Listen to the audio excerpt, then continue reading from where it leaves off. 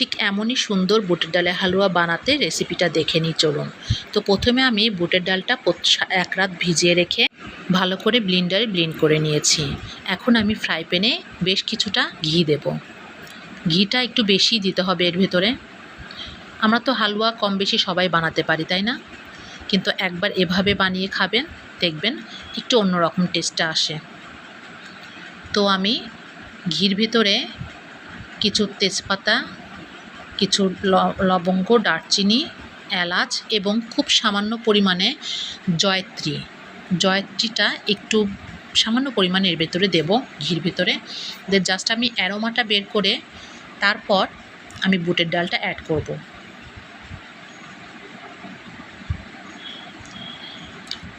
অবশ্যই বুটের ডালটা একটু ভালো করে ঘির ভিতরে ভেজে নিতে হবে, যাতে ডালের কাঁচা গন্ধটা আর না পাওয়া যায়।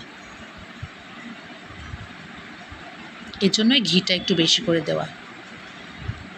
দেন কিছুক্ষণ ভাজার পরে আমি চিনি অ্যাড করব।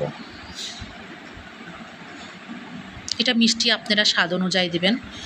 অনেকে বেশি মিষ্টি খান, অনেকে কম মিষ্টি খান, সেই অনুযায়ী আপনারা মিষ্টিটা অ্যাড করবেন।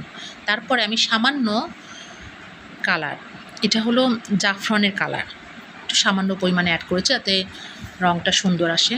তারপরে বেশ কিছুটা গুঁড়া দুধ আমি এর ভিতরে অ্যাড করব।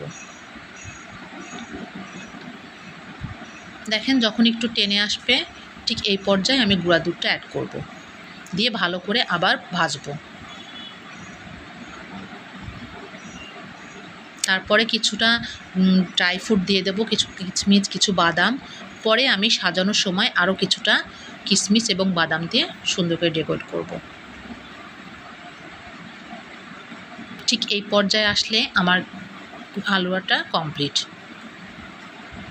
গা থেকে দেখেন একাই গা থেকে ছেড়ে আসছে, তখন বুঝতে হবে যে হ্যাঁ হালুয়াটা হয়ে গেছে।